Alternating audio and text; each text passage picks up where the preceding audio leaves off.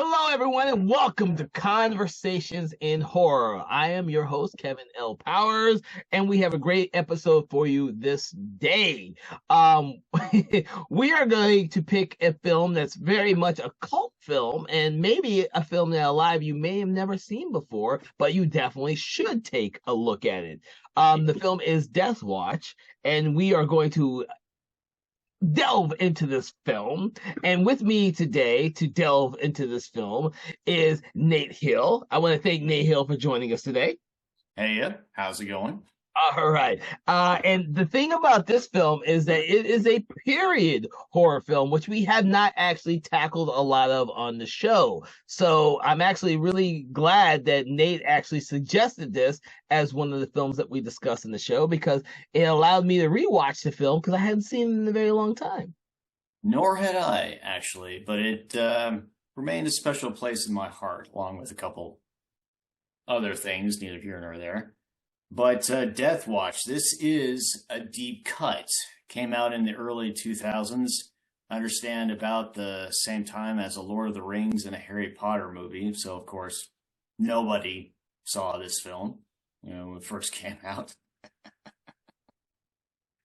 But it is a period piece, a World War One trench movie, and you would think that a World War One trench would be an obvious place to have a horror film. I mean, it's already a horror setup right there. Mm-hmm. Adding monsters and actual ghosts and hell itself seems like the obvious thing. I'm not sure there's too many other World War One horror movies out there. I think there's one called Trench 11, possibly. There is one called I think you're right. I think there is one called Trench 11, which I have not seen. But there are a couple of other. Our Point is a great one, but it doesn't take place during World War One. Is it? That's a Korean movie? Yes, yeah, it's a different war movie. The thing is, I don't think very many war horror movies are done. Probably because they're so freaking expensive to do. Unless unless you have a big budget and you're trying to make like an authentic war film. Wow. War horror films just aren't done enough, in my opinion. I actually enjoy them a lot, and that's kind of like how I didn't have any expectations for this film when I first saw it. To be honest with you, I wasn't used to seeing a lot of World War One horror films when I saw this. But I like the ideal behind this film because I'm a huge fan of All Quiet on the Western Front. So that's what got me into wanting to see this film because I was not familiar with any of the actors in this movie before I saw it. Back then, this, like you said, before Lord of the Rings, this was before most of these actors got noticed. All Quiet on the Western Front. Had you actually read that book before watching this? I did. I read it when I was in high school, and then I saw the original black and white version in high school, and then I loved it so much. I've seen it like 4 or 5 times. I reluctantly have not seen the most recent version of it, but I do plan on seeing it at some point because I thought it was an interesting concept for a remake. The ideal of a World War One film has always interested me because of the way in which uh, those battles were fought. There, people The just first mechanized warfare in yeah, history, and people were not prepared for it nope, at all. yeah, This is a point where generals just weren't used to adapting their tactics to allow for a machine gun fire, and they kept thinking you could charge entrenchments with enough soldiers and eventually take it, which, spoilers, not necessarily. spoilers. Oh yeah.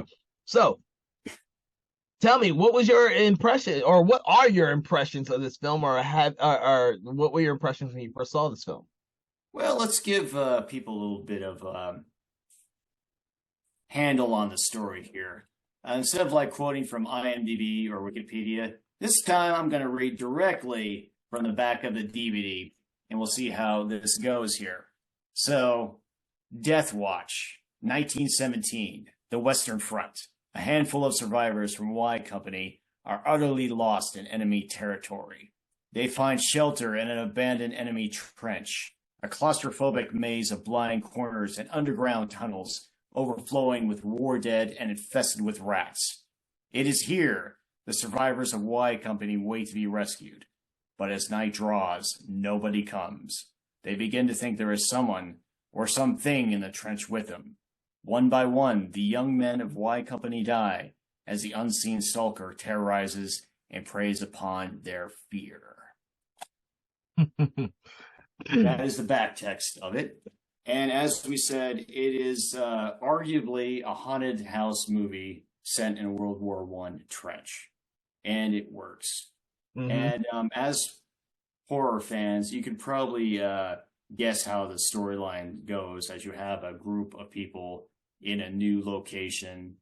They're well armed at first, well prepared at first, but as things progress throughout the movie, their numbers dwindle, their sanity is fractured, things get worse and worse until it comes down to one final guy, the main character, confronting the evil in the trench. Mm-hmm. And I did a rewatch of Deathwatch. It had been several years since I had seen it last. And this time watching it, admittedly, maybe I didn't enjoy it as much as the first time around. Those opening scenes with the initial battle, and you see the different characters introduced, and you see soldiers running around at night, explosions, machine gun fire. This time, I think I could, you can see more of the rough edges of a low-budget filmmaker at work. The director, M.J. Bassett, this was his first time directing a film. And quality-wise, it did feel like it gets better as you go through the movie. And maybe just dealing with a smaller cast rather than like an army of stuntmen and extras running around with machine gun fire explosions. Maybe the director wasn't quite prepared for that at this point in his career. Interesting. Oh. Yeah. But as the movie goes, I did get more and more into it. And the actors are quite good at what they're doing. This is a cast with British acting folk all throughout. And they brought their A game to this. You know, they sold it really well. And that actor, Jamie Bell. Very young Jamie Bell. Yeah, I believe this might have been his first movie after he starred in the film Billy Elliot. I could be wrong, but at least it wasn't too far from that. And of course, you have a lot of other recognizable British actors in there. Maybe foremost of which is the great Andy Serkis. Playing his most benevolently craziest of all the roles I've seen him. And I had forgotten he was in this movie until I rewatched it. I was like, oh yeah, that's right. Because I didn't know who he was when I originally saw the film. And now I'm watching it again. I'm like, oh my God, he is so fucking crazy in this movie. He does. It's like he looks at everybody and says, okay, let me show you how to do an over-the-top psycho badass. And he brings his A game to this. Holy crap. Well, I will say, for me, it reminded me, his performance in this reminded me of Dolph Lundgren's performance in Universal Soldier, because his character collects the ears of his victims in that movie. I kept thinking about that when I was watching this, because Dolph Lundgren's character goes fucking nuts during the war. And, that's why he's nuts throughout the rest of the movie. So that's right. I did remember Andy Serkis' character. He had a thing for... He took a soldier's scalp at one point, I believe. Yeah, and just seeing that guy... And at one point, Andy Serkis, he comes across a trench club that somebody left behind in it, which I didn't know before until I looked up myself. But that weapon that he carries around, that spiked, vicious-looking club, that's based on actual trench clubs used by soldiers that they would actually use to beat them out of guard. Oh, Yeah, they had a couple different versions of that. Of course, they had like knives and trench, what have you. But it got pretty medieval in those trenches. Let's put it that way. yeah, most certainly is, especially in this movie, which is part of the theme of the movie because everyone tends to go a little bit crazy and loses their sense of direction, except for Jamie Bell's character. That's right. They're in this trench that doesn't actually make any sense the more they study it. Uh, they come across this thing as they're coming out of a fog.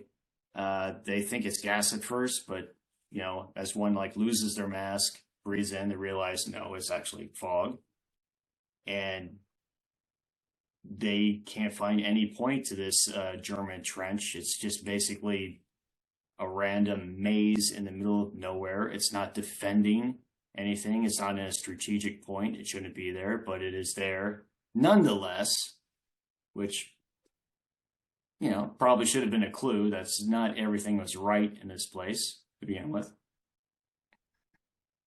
And how vicious was the use of barbed wire in this thing? Mm. Yeah, you had scenes with like corpses being moved around by barbed wire snaking through the dirt, barbed wire whipping up, and gotta give Andy Serkis this. Not only was he the most psycho in this film, I'm pretty sure he had the best death scene as well. Yeah, I think Andy Serkis just enjoys what he does. He tends to whether he's playing a good guy or a bad guy, he tends to really bring a lot to those roles that he has. Even when he was in Peter Jackson's King Kong, which also starred Jamie Bell, so they got to play together again. Andy Serkis as Lumpy was very interesting because it's so far removed from some of the other characters. He's going, look at me, I can play a giant ape and this old crusty sailor in the same film. He's such a versatile actor. But you can see the rough edges in this movie, one of his earlier movies, before he went off to do like the Lord of the Rings and become Gollum. So and later on, Kang in the Avengers Marvel movies, but not his most memorable role. Not compared to a Deathwatch. I mean, heck, he must have been slumming in the Marvel movies after being in Deathwatch. It's like, look at me. No. Well, that being said, Deathwatch is a haunted house or haunted trench movie, which oddly works, or in my opinion, it works. What did you think about that? Yeah, certainly. Like I mentioned before, it is arguably a haunted house film in a trench. Yeah. And do you have any particular standout moments of violence or gore in this thing? I think I think when the barbed wire starts to come alive, I think is when we really get to see some really cool shit. But there are some. The thing is, I'm not sure if the director was trying to make a film in which he wanted to show the horrors of war by showing some extreme violence, or if he was just trying to make an effective horror movie. Because for like the first third of the movie, it really is a psychological movie that's just working on the audience's patience as well as that of the soldiers who don't know what they're doing because they're waiting to be rescued before all hell breaks loose. By the time you get to the last act of the film, and what's this? Everything goes pear-shaped. Andy Serkis wants to torture the freaking German soldier. When he turns on his own soldiers, all hell breaks loose. One point I appreciated is when, like, in the middle of that whole madness, and Jamie Bell rescues the German soldier that Andy Serkis was torturing, and after Andy Serkis is like enveloped with a crazy living barbed wire, dragged down into the dirt, and it's just wholly awful. The fact that one point when Jamie Bell's character, who I think his name was Shakespeare, actually. Yeah, Yeah, pretty sure. Charlie's his name, but they call him all Shakespeare. So Oh, yeah. well. When Charlie Shakespeare is running back through the trench, he comes back to his friend who is wounded and left on a stretcher, and he notices movement under that poor soldier's blanket.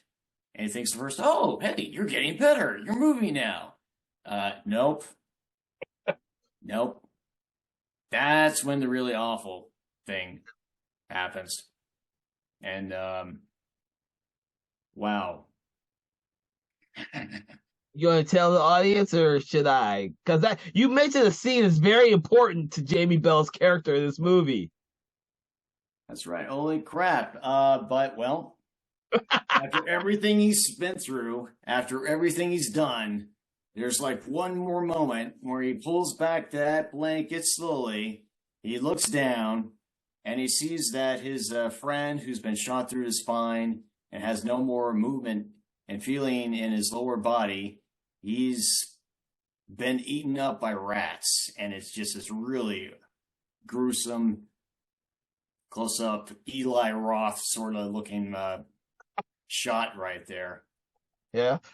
But it's also the moment in the film where Jamie Bell is for the first time actually taking a stance, and he actually sacrifices the soldier, but while saving him because he knows that there's nothing he can do. Now, for the whole movie, he hasn't been able to do this at all. So it shows the sacrifice that he has to make as a character in this film, and it's the last act of the film before Jamie Bell gets sucked into the ground himself.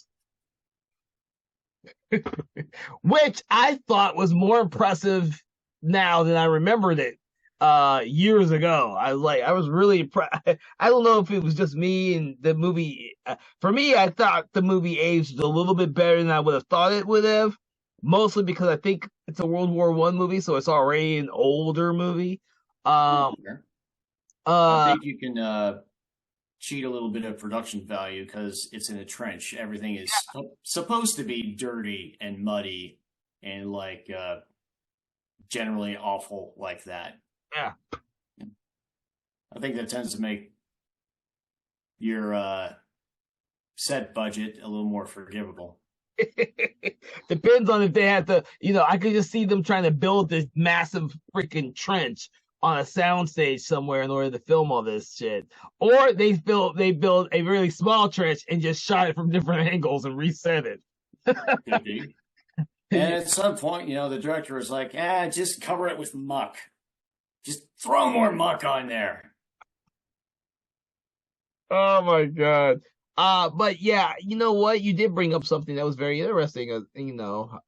This was a low budget film, an indie film, and it actually surpasses a lot of those type of cliches with a low budget film, being a World War One movie, being something that's in a trench, and having a monster that you don't really see. You see the barbed wire that comes alive. So I think I honestly thought those corpses that were like being moved by the barbed wire, I thought that was going to be more of a creature thing, but no, it turned out to be more like just a one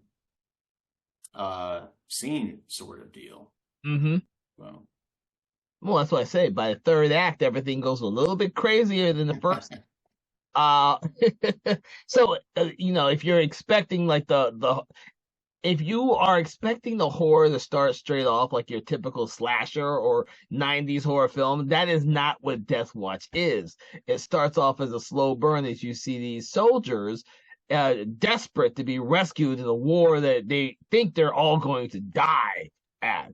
And so, you see, Andy Serkis's character who's a little bit crazy from having been in the war too long. And then you see the inadequacies of a very young was he a general, the very young general who just doesn't have Oh, experience. the officer Yeah, the in officer charge. who just doesn't have the Yeah. experience to be running this company, and down to the Shakespeare, who is like the green guy who just won't shoot, he won't do anything. He's just almost like a bad luck charm for his company, you know?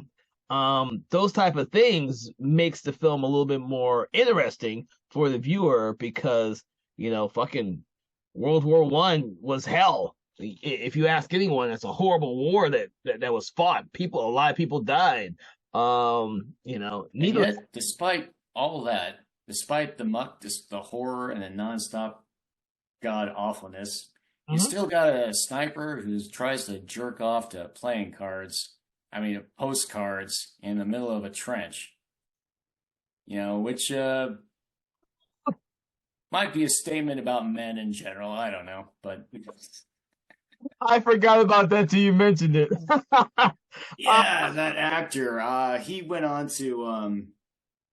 I think at that point he was known for being a sort of bratty teenage character in a sitcom up to that point. I think he later went on to do a British series called Death in Paradise. But Interesting. yeah, he's actually a fairly well recognizable British actor. That particular one. This might have just been him, you know, trying something else, trying to do Trying to something a little more dangerous. Show that like he can actually look cool holding a rifle and being a badass sniper. What? Well, it'd be interesting to know who would have greenlight a film like this. It's very rare that period horror films ever make any real money. I tend to love the period horror films. I mean, one of my favorite films is Ravenous. I love that freaking Ah, and but that made no money either. They just don't tend to make a lot of money. It's like, it's disappointing to hear. oh yeah, Ravenous didn't do well at all. Didn't do Saw that one in the theater. I paid my ticket. Damn it! All so right. did I. So we were probably the only two people that saw it in the theater. Yeah, maybe, maybe. Oh my god. But I can't remember the filmmaker's name. Who Oh, did MJ Bassett. This was his first directed film. go on to do? He went on to do the Solomon Kane movie. Uh, Oh, another one I loved. I love that movie. yeah, one of the Silent Hill films, not the first one. I think it was Silent Hill Revelation, which I haven't seen myself, but I've not heard good things. Looks good. Horrible story. Oh, well. Uh, But, this director also did a lot of episodes of series that I'm sure you've seen. Ash versus the Evil Dead. He oh, did some episodes of that. Altered Carbon, okay. a series called Reacher. And also a Megan Fox action movie called Rogue, which, of course, you haven't seen it. It's a Megan Fox action movie where you try to it asks you to believe that Megan Fox can be a mercenary slash soldier, and she's from the trailer. It's a weird thing to see Megan Fox running around with soldiers and getting into shootout. You don't often see someone as attractive as Megan Fox doing that. But anyway, I digress. Yeah, but you gotta remember, she also played in the recent hit movie Expendables 4. Oh, jeez, that's right. I'd forgotten about that. Yeah, so did everyone else. That movie didn't make any money either, just so you know. Is there going to be an Expendables 5, you think? At Uh, this point? there might be if still Sylvester Stallone bothers to get the funding for it. There really shouldn't have been a part 4, but he got the funding to make that one. So Well, he's Stallone. If he'll make it, he'll get his friends to make it, and it'll go straight to Netflix or Hulu. The Expendables 5. Who's left to be expendable? The last expendable people. It's all good. Uh, shit. We digressed the Megan Fox. How did Megan Fox do this? We went from talking about World War I British fucking haunted house, haunted trench movie to Megan Fox. The director eventually went on to direct a Megan Fox action movie. You know, Oh, I will say that the director did an amazing job on Solomon Kane. I probably need to add that to our list because I absolutely love that fucking movie. It's a shame what happened to the distribution in that movie. Because I think if it had been released theatrically instead of sitting on a shelf for years, it would have gotten more love. But you know, I remember that thing being on Netflix for a while. I don't know where yeah, it is at this point. who knows? I had a bootleg copy of it before it reached the States. That's how I saw it before it came out in the States. So the thing, yeah. So if you didn't know, the movie was released overseas before it ever came over here. So I ended up getting like a copy of it from I can't remember what country it was from. I can believe it. Because I was so desperate to watch this movie. I was like, oh, this movie's Why gonna. were you desperate to watch it? I mean, I like the character it's based on. I love the Solomon King character, dude. I love that Yeah, whole. it is. But the movie isn't that much like the Solomon King character. Oh, but when I saw it, it was like this isn't like the Solomon character, but that's what got me to want to watch it. There are lots of films like that where, like Constantine. I don't believe Constantine the movie is very much like the comic book, but I absolutely love the movie Constantine, and the comic book can live on its own separate. I love both of them equally. That's how I love, Solomon Kane. Okay, it did bother me that they cast Keanu Reeves in a character who's supposed to be blonde and British and wearing a tan trench coat instead of a black suit. If you took like a photographic negative of Keanu Reeves in that outfit, that would be more like John Constantine than the character he played in that movie. I will not disagree with you on that at all. But the fact is that I still really enjoy the comic book Constantine or Hellblazer. I've never read the newer version of the comic book, so I absolutely love the comic book Hellblazer. I love the movie and wish that they had done a sequel by now, but they keep threatening to do a sequel to They that keep movie. talking about doing Constantine 2, They keep. which I'm like, dude, it's too late to be doing that now. It's what fucking 15 probably years is. later. Oh shit. Uh, Mike, getting back to Deathwatch, since that is the movie we are discussing. well, we should be discussing. Actually, I had one more point about Deathwatch, one more little criticism. Yes, tell us. First, okay, it goes back to the opening scenes again. Okay. This time around, I did find the music isn't bad in this movie, excuse me. But I'd say in the first act, it did feel a little distracting. I think they could have pulled back on the background music a bit more and just let the action and the scenes breathe a bit. Hmm. Interesting observation. I don't actually remember the music for this movie, to be honest with you. It, Normally I do, but I don't really remember it. Hmm. this time around, I just found it noticeable. Okay. Okay. No particular reason. It just, again, first time director. Maybe getting a little overhanded with that bit, but I will not disagree with you. A lot of first time directors do go a little bit overboard on certain elements of their movies because they're trying to prove something. Maybe this was him trying to emulate a huge orchestra type sound for a World War I movie. I don't know. It's a good observation though. It's an excellent observation to think about. And when I next watch the movie, I'll be able to have something else to think about because I just for the life of me, I can't remember the music for the movie. And I usually do take notice of the music in movies. So yeah, you bring up an interesting point. Okay. All right, so that brings us to the end of this episode in which we have discussed the cult film, Deathwatch. I want to thank Nate Hill for joining us today. And for all of you out there, you listeners, I hope you've enjoyed this episode. And if you have enjoyed it, please check out some of our previous episodes. We've done lots of conversations about lots of different horror films, and we have plenty coming up. So make sure to check your calendars or check out the websites to figure out what we have coming up next and become a subscriber, because without you as subscribers, we cannot continue to do what we love to do, which is talk about horror films, and who doesn't like to do that? I want to thank you all for joining us today, and we hope to hear from you soon. All right, have a good day. Everybody involved here and listening to this podcast I'm afraid you are going to have to watch a Megan Fox action movie called Rogue. I mean, that's just the way it is.